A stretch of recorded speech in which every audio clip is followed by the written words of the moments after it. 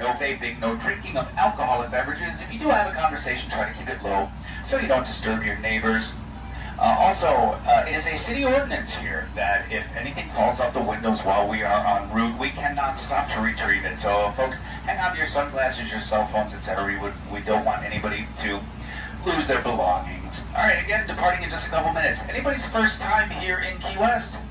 A few people. All right, well, to everybody, welcome to our crazy little island down here at the end of the road. A lot of history happened on this island. You'll be surprised. I'll point out some of the sites, tell you all about it, also tell you about our industries. Most of them come and gone, all factored in to make Key West what it is today. But again, welcome aboard, folks. My name is Patrick. We'll be partying in just a couple minutes. Any questions? All right, we're good to go. Yeah, we'll be on our way in just a moment, folks. Our schools, and they marched them all the way down here to this location on our left. It's been there since 1937. We just turned on the world-famous Duval Street, site of our many outdoor street festivals and fairs here in Key West. Venice Fest, Hemingway Days, Concrete Public Days, just to name a few. They're just gearing up for the night, but as you can see, lots of bars at this end of Duval Street. At one time, there were 117 bars on Duval Street alone, so many that we had to stack them one on top of another. Perfect example here on our right. See the bottom bar there's the Bull. Second floor is the Whistle Bar. Up on the roof there's another bar called the Garden of Eden. And now the Garden of Eden is a clothing optional bar in case anyone is interested. All independently owned and established operations.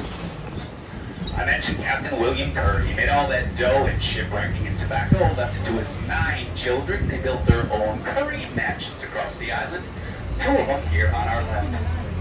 The Hard Rock Cafe, probably the prettiest Hard Rock in the world. That's a Curry mansion. It was lived in by Curry's son, Robert.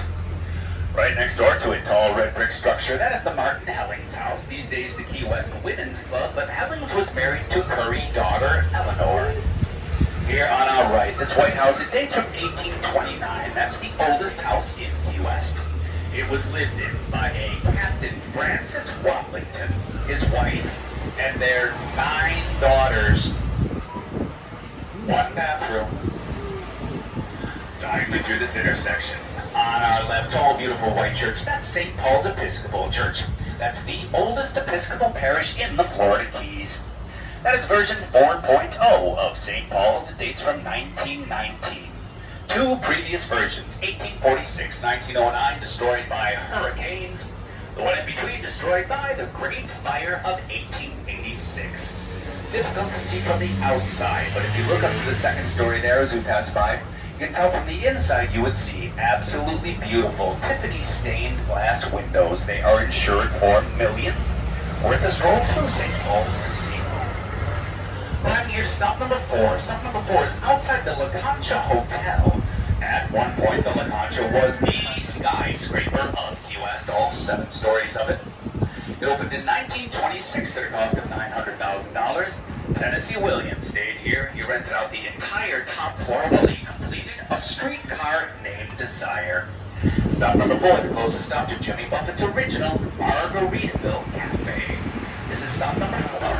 All right, here we go. Departing stop number 5. Looking up to our next intersection, diagonally on the left, you might be able to make out a long red brick wall. Behind that red brick wall is, yes, the former residence of Ernest Hemingway. Hemingway lived in Key West for 9 years with his second wife, Pauline. The house was built in 1851 by Asa Tift, the prominent shipwrecker of Key West. It was purchased in 1931 by Pauline's uncle, Gus. He spent $8,000 for it at a tax sale. He gave it to the Hemingways as a wedding present. Pretty nice gift. See the house better through the front gate here on the left. The house is open every day until 5 p.m. And inside there are fully guided tours, self-guided tours. Also inside, you'd meet Key West's 6-toed cats. Descendants of Hemingway's own polydactyl cats inside. There are around 60 of them now, I understand. Now the red brick wall on the left said to have been built by Hemingway's own 2 hands, and by the looks of it, he did it when he got home from Sloppy Joe's. On fire right there at that concrete buoy. So it was completely scorched January 1st and 2nd. January 3rd, got a new paint job. It's never looked better. We usually don't have a choice, but I do like to take it pretty slow through this corner in case somebody would like a photograph of someone else's family.